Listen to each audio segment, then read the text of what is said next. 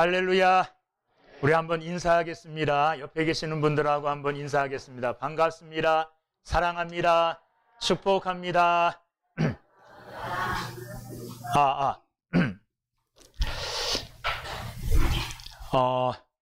저쪽에 강남 쪽에 자주 가는 건 아닌데 드물게 한 번씩 가는데 어느 날 강남 쪽을 이렇게 지나가는데 집들이 굉장히 고급스러운 집들이 이렇게 모여있는 그런 곳을 지나가게 됐어요. 저도 모르게 이렇게 옆에 있는 분한테 말했습니다. 저런 데는 누가 살까? 에? 저렇게 화려하고 멋지고 큰 집에는 도대체 누가 살까? 이렇게 혼잣말처럼 물어본 적이 있습니다. 그런 집들은요, 사실 들어가기도 힘들어요. 그죠? 아무나 못 들어갑니다. 들어가려면 여러 가지 절차를 밟고 허락을 밟아야지 들어갈 수가 있어요. 그 세상에 있는 그런 집들도 사실 들어가려면 까다롭게 허가를 다 받아야 되는데, 여러분 오늘 교회 오셨잖아요. 그죠?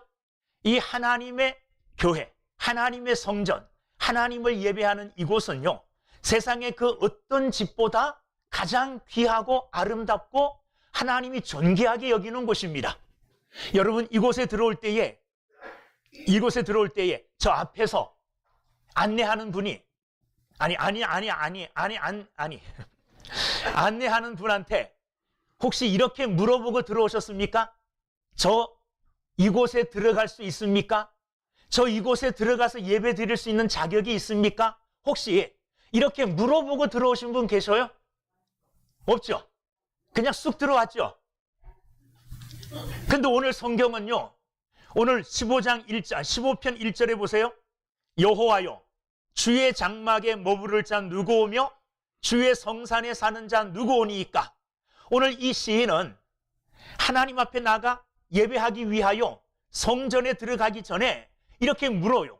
주의 장막에 머무를 자 누구 오며 주의 성산에 사는 자 누구 오니이까? 도대체 이곳에 들어가려면 어떤 자격 있는 사람이 이곳에 들어가야 됩니까? 이렇게 물은 거예요. 여러분, 혹시 여러분들이 아무 생각 없이 오늘 예배하는 이 자리에 들어왔다면 다시 몸은 여기 있지만은 나갔다 생각하고 들어올 때에 과연 내가 하나님께 예배하는 이곳에 들어올 자격이 있는가? 하나님께서 내가 이곳에 들어와서 예배 드릴 수 있도록 하나님이 나를 허락하시고 과연 받아주실 만한 사람인가? 이렇게 여러분들이 스스로에게 질문하고 그리고 기쁨으로 하나님이 허락하셨으니까 나는 당당하게 들어가 예배할 자격이 있는 사람이야, 이렇게 하고 들어올 수 있는 사람이 과연 우리 가운데 있을까? 저도 저 문 앞에서 사실 하나님, 제가 오늘 예배 자리에 나갈 수 있겠습니까? 아니, 구체적으로 저에게 적용하면 하나님, 오늘 제가 설교 자리에 설 수 있습니까? 내가 오늘 하나님 강단에 서서 하나님의 말씀을 대언할 수 있는 자격이 있습니까? 이렇게 저 자신에게 묻는다면 사실은 너무너무 부끄러워요. 쥐구멍이라도 있으면 들어가고 싶은 심정이에요. 여기 서서 하나님의 말씀을 대언할 만한 자신이 없어요. 내 삶을 돌아볼 때에. 그렇지만 우리는 매일매일 하나님 앞에 나올 때에 오늘 이 시인이 자신을 향하여, 아니 성전 문지기에게 질문했던 이 질문을 매일매일 해야 돼요. 어떤 질문이요? 여호와여, 주의 장막에 머무를 자 누구 오며 주의 성산에 사는 자 누구 오니까? 두 가지 질문을 하는 것 같지만 한 가지 질문이에요. 장막이나 성산이나 같은 의미입니다. 그런데 장막은 일시적인 것이고 성산은 아주 좀 거의 영구적, 지속적인 그런 것만 틀릴 뿐이지 같은 질문이에요. 무슨 말이냐 하면 장막이나 성산, 그곳 누구 계시는 겁니까? 하나님 계시는 곳이에요. 내가 과연 하나님 앞에 나가서 하나님과 더불어 함께 할 수 있습니까? 더 구체적으로 말하면 하나님, 내가 하나님 전에 들어가 예배할 자격이 있는 사람입니까? 이렇게 묻는 거예요. 예배자가 성전에 들어가기 전에 자기를 점검하며 자기를 돌아보는 그런 질문입니다. 여러분, 우리는 이 궁극적인 질문을 날마다 우리에게 하면서 살아야 돼요. 어떤 질문입니까? 하나님, 내가 과연 하나님 앞에 설 수 있는 사람입니까? 조금 더 구체적으로 말하면 하나님, 내가 하나님 전에 나가 하나님께 예배할 수 있는 자입니까? 이렇게 우리 자신을 향하여 질문하며 살아야 된다는 겁니다. 이것은 우리가 일생 동안, 일평생 동안 나에게 해야 될 궁극적인 질문이에요. 하나님, 내가 하나님 앞에 설 수 있는 자격이 있는 사람입니까? 내가 과연 하나님 앞에 나가 예배해도 괜찮겠습니까? 예배할 수 있는 자격 있는 사람입니까? 이렇게 내 자신을 향하여 항상 묻는 사람이 돼야 됩니다. 이 질문 속에는 본질적인 나를 향한 질문이 있어요. 항상 내 자신이 어떠해야 되느냐? 하나님 앞에 바르게 서고 하나님이 보시기에 받으실 만한 합당한 사람으로 살아야 되겠다는 내 결심과 내 결단, 그리고 우리 삶의 목표를 이 질문 속에서 우리는 발견할 수 있어요. 자신이 언제 어디에서 무엇을 하든지 간에 나를 향하여 하나님, 내가 하나님 앞에 설 수 있습니까? 하나님 앞에 나갈 수 있습니까? 하나님 앞에 나가 예배할 수 있습니까? 이런 궁극적인 질문을 자신에게 해야 돼요. 이 질문은 나중에 아주 오랜 후에 하나님 앞에 우리가 섰을 때, 하나님 앞에 나갈 때, 하나님, 내가 과연 하나님 나라에 들어갈 수 있습니까? 내가 과연 하나님 앞에 나갈 수 있는 믿음의 사람입니까? 이런 질문으로 또 이어질 수 있는 거예요. 여러분, 자신을 향하여 이런 궁극적인 하나님, 내가 하나님 앞에 합당한 사람입니까? 하나님 앞에 설 수 있는 사람이요, 하나님 앞에 나가 예배할 수 있는 자격 있는 사람입니까? 이런 질문을 나에게 할 수 있는, 이 질문을 가지고 일평생을 살아가는 믿음의 사람들이 다 되어지기를 주님의 이름으로 축원합니다. 다윗은 시편 27편 4절 말씀에 내가 여호와께 바라는 한 가지 일, 그것을 구하리니 곧 내가 내 평생에 여호와의 집에 살면서 여호와의 아름다움을 바라보며 그의 성전에서 사모하는 그것이라, 이렇게 말했어요. 다윗은 자신에게 한 가지만 만약 구하라 그러면 나는 이것 구하겠다는 거예요. 뭘 구하겠다 그랬느냐 하면, 내가 내 평생에 여호와의 집에 살면서 여호와의 아름다움을 바라보며 그의 성전에서 하나님을 사모하는 것입니다. 이게 다윗의 소원이었어요. 하나님 앞에 나가는 것, 하나님 앞에 서는 것, 하나님을 예배하는 것, 이게 저와 여러분들의 영원한 소원이 되게 되기를 주의 이름으로 축원합니다. 여러분, 하나님 앞에 왜 나갑니까? 예배하기 위하여. 예배라는 것은 성도에게 주신 하나님의 가장 큰 축복입니다. 예배할 수 있다는 것이. 그러므로 구원받은 자들은 늘 하나님 앞에 나와 예배해야 돼요. 우리는 사람들에게 전도할 때 이렇게 말합니다. 예수 믿고 구원받으세요. 예수 믿고 천국 가세요. 믿음으로 말미암아 우리에게 주어지는 유익들만 이야기하죠. 그죠? 전도할 때 예수 믿으면 죄사함 받고, 예수 믿으면 구원받고, 예수 믿으면 하나님 나라 갑니다. 예수 믿으면 좋은 전들에 대하여 이야기해요. 그런데 예수 믿으면 더 좋은 게 있어요. 그게 뭐냐 하면 하나님을 예배할 수 있다는 겁니다. 예수 믿으면 물론 구원도 받습니다. 죄사함 받습니다. 하나님 나라 갑니다. 그런데 예수 믿으면요, 물론 그것보다 더 좋다고 말하긴 좀 그렇지만 정말 좋은 건 뭐냐 하면 예수 믿음으로 말미암아 우리가 하나님을 예배할 수 있는 자가 되어진다는 겁니다. 할렐루야. 예배하는 것은 우리의 기쁨입니다. 예배하는 것은 우리의 축복입니다. 예배하는 것은 나의 행복입니다. 예배에 대하여 이런 시각을 가져야 돼요. 그래야만이 예배 시간이 사모해지고 예배 시간이 기다려지는 겁니다. 여러분, 이런 은혜를 여러분이 받게 되기를 주의 이름으로 축원합니다. 이런 은혜 속에 살면요, 주일날 예배 끝나잖아요. 언제 예배 시간이지? 다음은 예배 시간이 기다려져요. 예배 시간이 정말 간절하게 사모함으로 기다려진다는 거예요. 이런 사람들은요, 예배당에 딱 나오면 벌써 앉음과 동시에 은혜를 받아요. 앉음과 동시에 앉아서 어디 하나님 나한테 한번 은혜 줘 보세요. 목사님을 통해서 은혜의 말씀 한번 들려줘 보세요. 이렇게 말 안 해도요, 말 안 해도 예배의 은혜를 아는 자, 예배에 대한 간절함과 사모함을 가지고 사는 자들은요, 예배를 일주일 동안 기다리고 있었기 때문에 예배 시간에 나오자마자, 문을 열며 들어오자마자 이 속에서부터 기쁨이 충만하게 이렇게 솟아오를 뿐만 아니라 조금 더 사모하고 산 사람들은요, 저도 뭐 가끔이 아니라 일평생에 몇 번 느낀 건데, 예배당 문을 탁 열고 들어오면서 눈물이 왈칵 쏟아지는 경우가 있어요. 그만큼 뭐 했다는 겁니까? 예배를 사모했다는 거예요.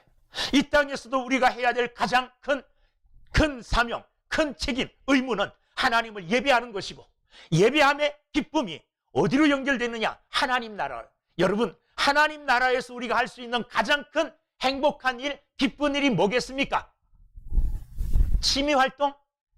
하늘나라에서는 취미활동 할까 못할까? 잘 모르겠어요. 골프 치는 사람들 하나님 나라에서도 골프 치면서 재미를 느낄까? 여러분, 그것은 이 땅 위에서의 재미예요. 이 땅 위에서의 쾌락이고 즐거움이에요. 하나님 나라 가면 그 즐거움이 완전히 차원이 달라져요. 차원이 다른 즐거움의 극치가 뭐냐 하면 하나님을 예배하는 거예요. 요한계시록 보세요. 뭐로 가득 차 있습니까? 하나님 나라에서 천사들이, 이 12장로들이, 여러분 또한 많은 구원받은 성도들이 하나님을 찬양하는 것으로 가득 차 있어요. 하나님 나라 가면요, 뭐 하는 일로 우리가 시간을 보내느냐? 하나님을 찬양하는 일로 보내요.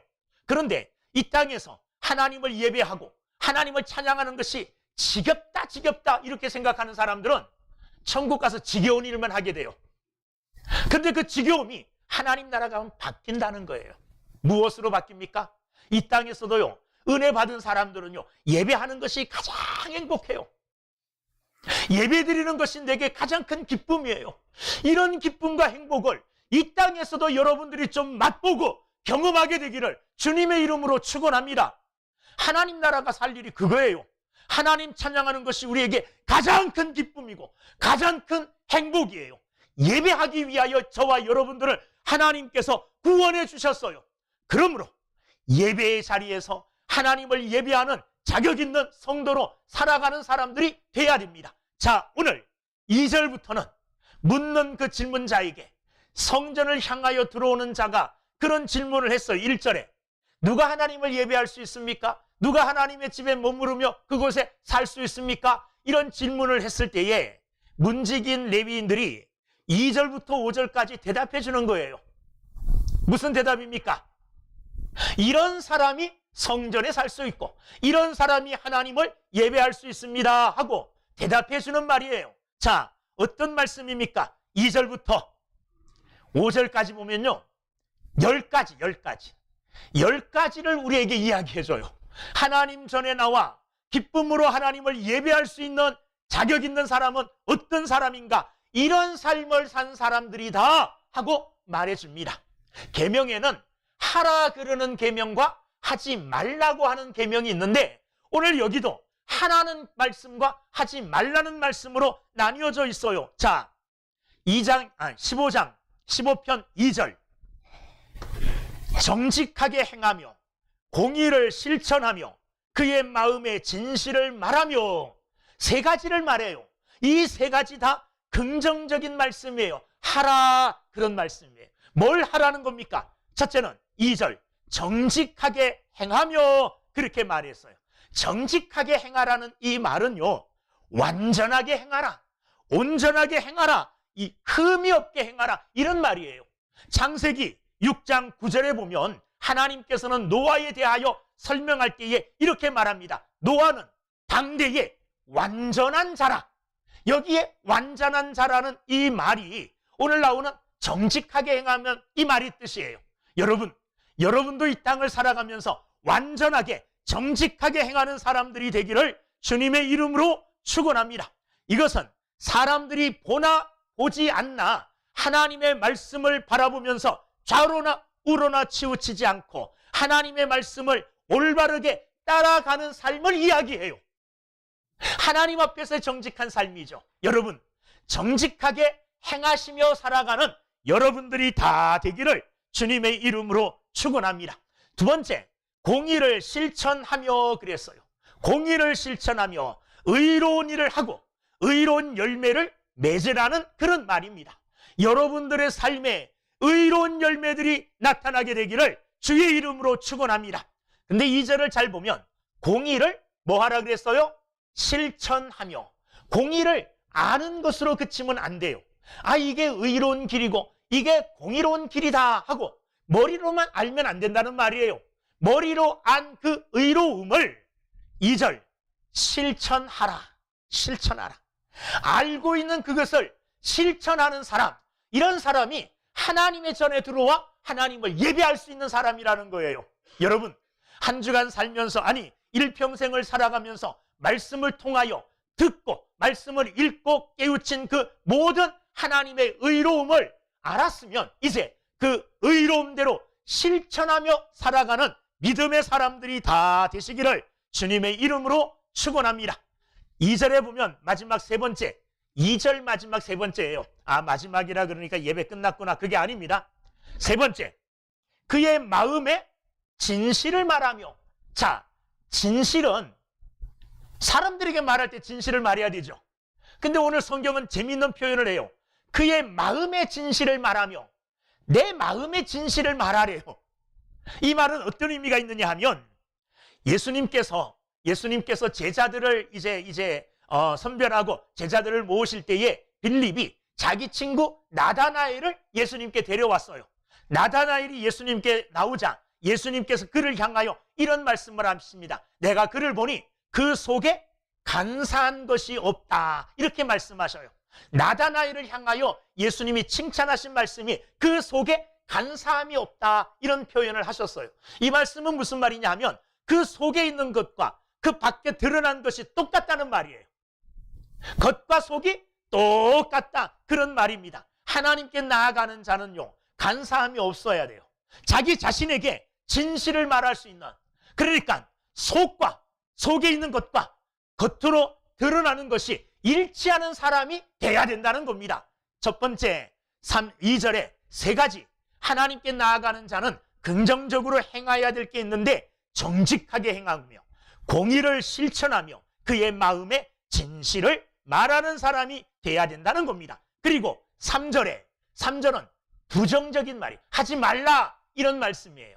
어떤 것을 하지 말아야 되느냐? 세 가지 말합니다. 또 3절, 그의 혀로 남을 허물하지 아니하고. 그의 혀로 남을 뭐 하지 말라 그랬습니까?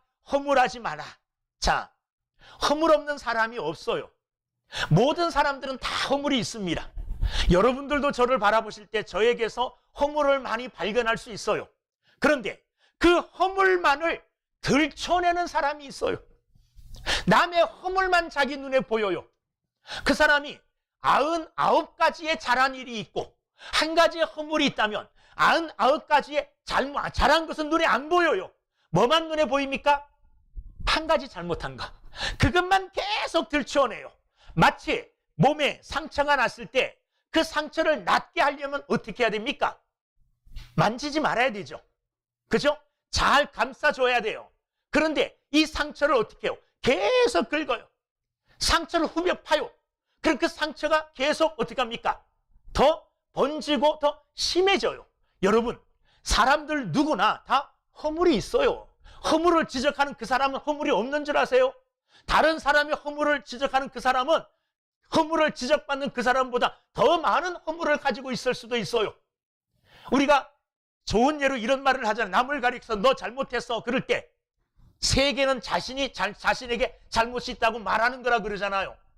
남의 허물만은 보는 이런 사람이 되면 안 되는 거예요. 일주일 동안 사는 동안, 아니 일평생 살아가는 동안 남의 허물만 눈에 띄고 허물을 덮어줄 줄 모르고 그 허물을 덜추어내서 그 허물을 더 크게 만들고 그 허물로 그 사람을 넘어뜨리는 이런 악한 일을 하면 안 된다는 겁니다. 하라 그랬습니까? 하지 말라 그랬습니까? 하지 말라 그랬어요.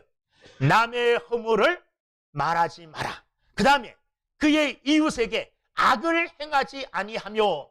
이웃, 함께 사는 이웃에게 그에게 해를 끼치면 안 된다는 거예요. 말로 해를 끼치든지 행동으로 해를 끼치든지 생각으로 해를 끼치든지 이웃의 함께 사는 자를 돌보고 함께 사는 자와 화평을 누리며 살아야 되는데 그에게 악을 끼침으로 평화를 깨는 사람이 되면 안 된다는 겁니다. 여러분, 그리스도인들은 평화의 사람이에요. 네? 다툼이 있는 곳에도 그리스도인이 가면 뭐가 돼야 됩니까? 화평이 이루어져야 돼요. 이런 삶을 사는 사람들이 그리스도인이어야 되는데, 도리어 내가 가는 곳마다 다툼이 일어나고 싸움이 일어난다면 잘못된 삶을 사는 거예요. 그런 사람들이 나와서 하나님께 예배하겠다고 앉아있으면 사람들은 몰라요. 저는 여러분들이 일주일 동안 정말로 선하게 말씀대로 착하게 살았다고 생각해요. 얼굴에 그렇게 써 있어요. 저를 향하여 목사님 일주일 동안 나 잘 살았어요, 이렇게 써 있어요. 저는 속아 넘어갈 수 있어요. 그러나 하나님은 못 속여요. 하나님은 우리 중심을 감찰하시는 분이에요. 우리 속까지 다 아시는 분이 하나님이세요. 그 하나님 앞에 정직하게 살아야 돼요. 그래서 남에게 해를 끼치지 않고 이웃에게 악을 끼치지 아니하며, 3절 뒤에 세 번째, 그의 이웃을 비방하지 아니하며. 괜히 트집을 잡아가지고 이웃을 없는 것도 막 있는 것처럼 꾸며가지고 비방하고 그 이웃을 괴롭혀요. 이런 행위를 하지 말라는 거예요. 일주일 동안 살면서 이웃 사람에게 덕을 끼치지는 못하고 도리어 악을 행할 뿐만 아니라 남의 허물을 들춰내고 남을 비방했던 이런 사람들이 나와서 하나님께 예배하려고 그러면, 앉아있으면 하나님이 그 사람의 예배를 받으시겠습니까? 가증하게 여기시는 거예요. 가증하게. 여러분, 정직하게 행하시고 공의를 실천하시며 마음의 진실을 말하며 남의 허물을 들춰내지 마시고, 그리고 이웃에게 악을 행하지 마시고 이웃을 비방하지 않는 이런 믿음의 삶을 사심으로 하나님 전에 나와 하나님 전전에 나가 예배하기 전에 주여 내 자신을 돌아볼 때에 일주일 동안 이렇게 살았습니다 하고 믿음으로 당당하게 하나님 앞에 나와 예배하는 여러분들이 되기를 주님의 이름으로 축원합니다. 4절 말씀에 두 가지를 더 말씀하고 계셔요. 4절, 그의 눈은 망령된 자를 멸시하며 여호와를 두려워하는 자들을 존대하며. 자, 극단적으로 두 가지입니다. 하나는 사람을 멸시하래요. 그리스도인들이 사람들을 멸시한다는 이 멸시한다는 자체는 잘못된 거예요. 그런데 누구를 멸시하라 그랬습니까? 망령된 자. 이 망령된 자는 하나님을 무시하고 하나님을 멸시하는 자가 망령된 자예요. 망령.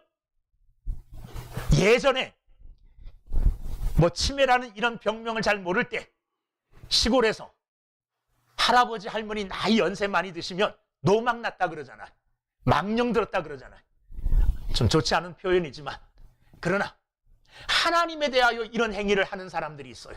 하나님에 대하여 망령되게 행하는 자, 하나님을 멸시하고 하나님을 무시하고 자기가 하나님보다 더 높은 것처럼 이렇게 망령되게 행하는 자가 있다면 그들을 우리는 어떻게 해야 돼요? 그들을 멸시하라는 거예요. 그들을 멸시하라는 말은 조금 더 심하게 말하면 인간 취급하지 말라는 거예요. 인간 취급하지 말라. 그들을 멸시하고 그들을 가까이 하지 말고 그들과 친구가 되지 말라는 겁니다. 또한 반대로 존대해야 될 사람이 있어요. 존중해야 될 사람이 있어요. 누구를 존중하고 누구를 존대해야 되느냐? 여호와를 두려워하는 자들을 존대해라. 여호와 하나님을 두려워하는 자들이에요. 그래서 그는 하나님 앞에서 살아요. 무엇을 하든지 간에 하나님이 어떻게 바라보실까 하고 하나님 중심으로 살아가는 자예요. 이런 자는 우리가 어떻게 해야 되느냐? 존대해 줘야 돼요. 존중해 줘야 된다는 말입니다. 여러분, 내가 멸시하고 존중해야 될 대상, 그 기준이 누구로 말미암아 갈라지느냐 하면 하나님으로 말미암아 갈라져요. 하나님을 두려워하지 아니하고 하나님을 멸시하고 하나님 앞에 망령된 행위를 하는 자들은 멸시해도 괜찮아요. 오늘 성경이 그렇게 말하잖아요. 오히려 그들과 가까이 하는 사람이 문제예요. 그들을 멸시하지 않고 그들을 멀리하지 않고 도리어 하나님을 망령되게 여김에도 불구하고 그들과 가까이 친하게 지나고 그들과 어울렸던 사람이 주일날 나와 하나님께 예배한다는 것은 말이 안 돼요. 그들을 멸시하고 그들을 멀리해라. 그러나 누구는 가까이 해요? 하나님을 두려워하는 사람, 하나님을 경외하는 사람, 하나님을 마음에 모시고 하나님 중심으로 살아가는 이런 사람들은 마음으로부터 뭐 하라 그랬습니까? 존대해라. 여러분들이 존대해야 될 사람들은요, 세상적으로 출세한 사람이 아닙니다. 돈 많이 가진 사람이 아니에요. 권세 가진 사람이 아니에요. 여러분들이 정말로 존대하고 높여야 될 사람은 하나님 앞에서 하나님을 두려워하며 사는 사람들, 하나님을 경외하는 사람들, 이런 사람들을 존대하시는 여러분들이 되기를 주님의 이름으로 축원합니다. 또한 4절에서 하나 더 말해요. 예배에 합당한 사람, 예배하기에 합당한 사람 누구냐? 그의 마음에 서원한 것은 해로울지라도 변하지 아니하며, 마음에 서원한 것은 해로울지라도 변하지 아니하며, 이 서원이라는 것은 하나님 앞에서 하는 약속이에요. 하나님 이렇게 하겠습니다, 이게 서원이에요. 우리는 알게 모르게 많은 서원을 합니다. 어떨 때는 강제적으로 서원하는 경우도 있어요. 강제적으로. 어느 때입니까? 뭐 세례 받을 때, 임직 받을 때 손 들고 서원하세요. 그러면 예 다 대답해야 되잖아요. 그런데 여러분 돌아가서 한번 살펴보세요. 세례 받을 때 내가 예 하고 서원한 거, 임직 받을 때 내가 예 하고 서원한 것, 여러분 그거 굉장한 겁니다. 굉장한 거예요. 때로는 우리는 생각 없이 찬송할 때도 있어요. 내게 있는 모든 것을 아낌없이 드리네. 입으로는 찬송하는데 마음으로는 그런 마음을 하나도 안 가져요. 찬송도 마음으로 해야 되잖아요. 마음과 하나가 된 찬송이 돼야 되잖아요. 혹시 내 믿음으로 감당하지 못할 찬송 가사가 나오면 그냥 입만 벌리세요. 립싱카라는 말이죠. 책임도 못 질 말을 그냥 하는 사람들이 많아요. 서원, 하나님 앞에서 한 약속이에요. 이것은 4절 보십시오. 해로울지라도 손해보더라도 그 약속을 지키고 그 약속을 내가 행할 때에 내게 찾아오는 것이 유익이 아니고 많은 해로움과 많은 고통과 손해가 찾아올지라도 그 약속은 지켜요, 지키지 말아요? 지켜야 된다는 거예요. 지켜야 된다는 거예요. 이 약속을 지키려니, 이 서원을 내가 지키려니 너무너무 많이 피해를 봐요, 손해를 봐요. 하나님 기억 못 하실 거야? 잊어버려. 하나님은 안 잊어버리셔요. 여러분, 무서운 말씀. 우리 성도들 중에도 제가 서원한 몇 분을 알아요. 잊어버리고 있어요. 저는 기억하는데, 나도 기억하는데 하나님이 기억하지 않을까요? 하나님은 기억하셔요. 오늘부터 기도하세요. 하나님, 내가 하나님 앞에 어떤 약속을 했습니까? 하나님, 내가 하나님 앞에 어떤 소원을 했습니까? 하나님, 잊어버리고 있습니다. 무지해서 기억도 못하고 있습니다. 하나님, 기억나게 해 주시옵소서. 여러분, 그 기억하여 하나님 앞에 손해가 될지라도 해가 될지라도 지키라고 말씀하셨어요. 이 서원을 지키는 자, 이런 자들이 하나님 앞에 나와 예배할 수 있는 자예요. 가볍게, 그냥 가볍게, 의미 없이 너무너무 겸손하게 하나님 앞에 약속해놓고 약속한 것조차 잊어버린 사람이 하나님 앞에 나와 예배하겠다고요? 우리는 그들을 받아줍니다. 나도 내 양심도 아무 거리낌이 없어요. 왜? 다 잊어버렸기 때문에. 그러나 하나님은 기억하셔요.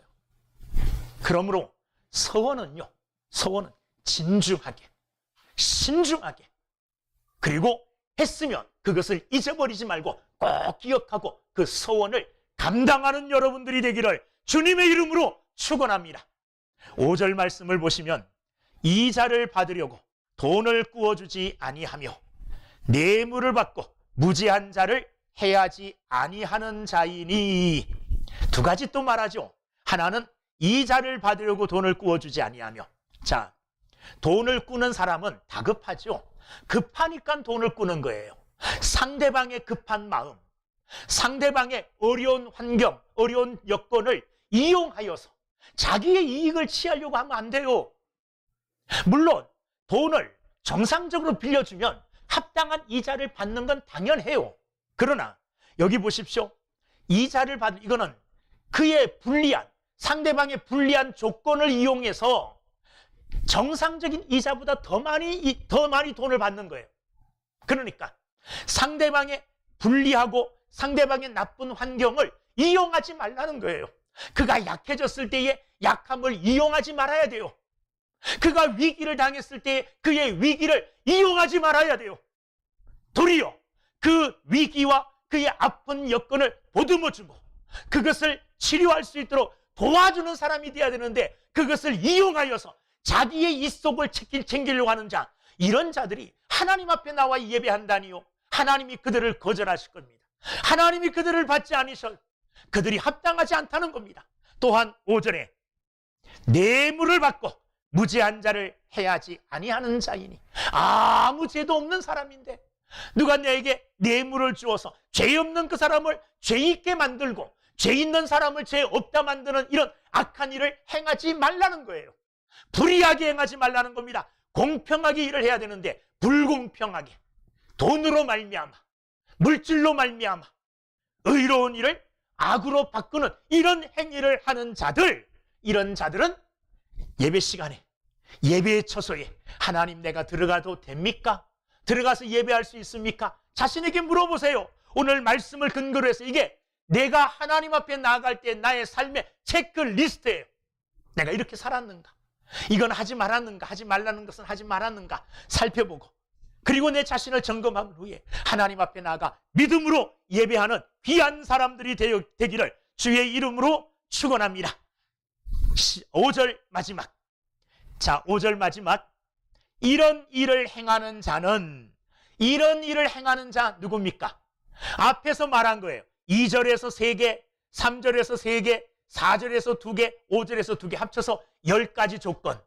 이런 일을 행하는 자는 뭐 하지 않아요? 영원히 뭐 하지 않는다 그랬습니까? 흔들리지 아니하리다. 아멘. 이런 일을 행하니 흔들릴 일이 없지요. 내가 당당하고 떳떳한데요, 하나님 앞에 부끄럽지 않은데 누가 나를 흔들겠어요? 누가 나를 넘어뜨리겠어요? 여러분, 이런 자들은 영원히 흔들리지 아니하리라. 영원한 축복을 하나님이 약속해 주셨습니다. 약속해 주셨어요. 이런 귀한 약속이 이 하나님의 말씀에 달려 있어요. 이 약속이 주어져 있어요. 여러분, 하나님 앞에 나와 예배하는 자는 영원히 흔들리지 않습니다. 영원히 굳건하게 씁니다. 영원히 굳건하게 서요. 이런 믿음의 사람, 이런 예배하는 사람들이 여러분 다 되기를 주의 이름으로 축원합니다. 그런데 5절, 이런 일을 행하는 자, 이 조건이 문제예요.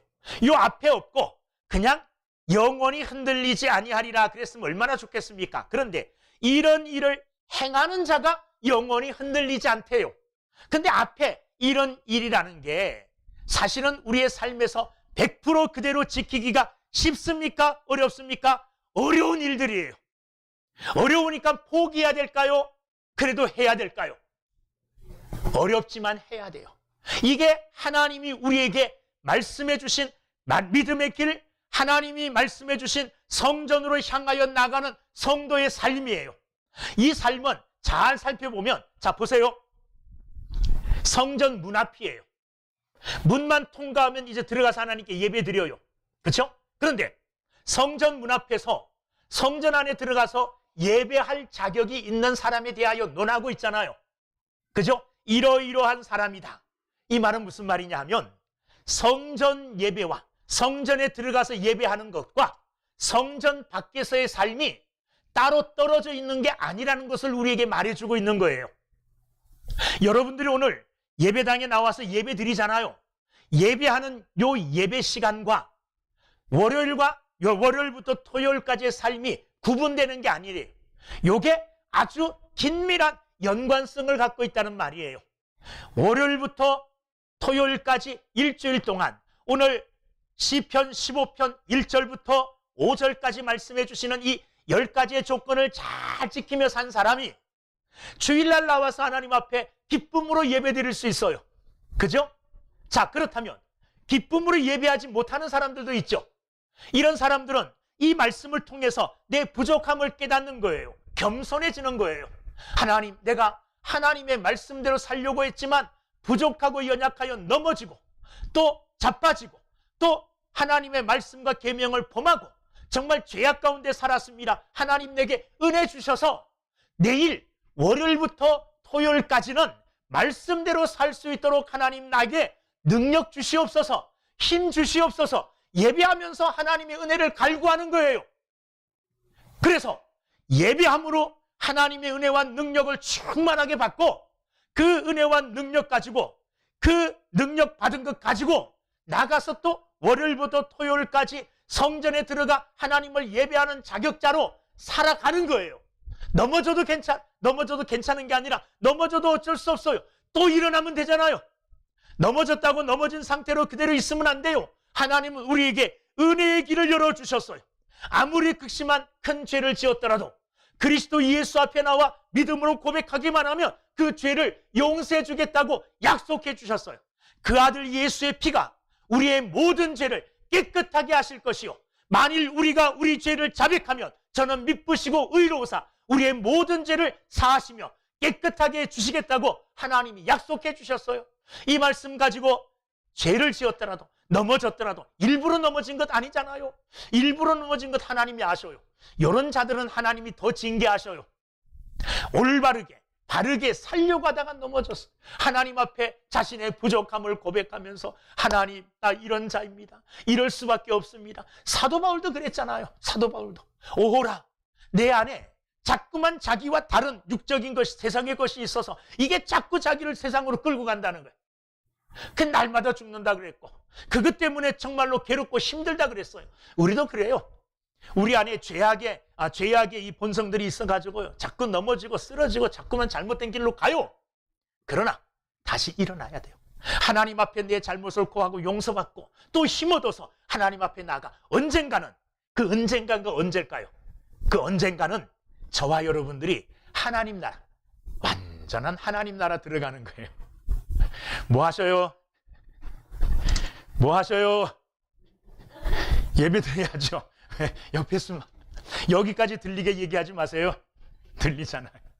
언젠가요, 완전한 하나님 나라 가면 이런 염려도 없어요.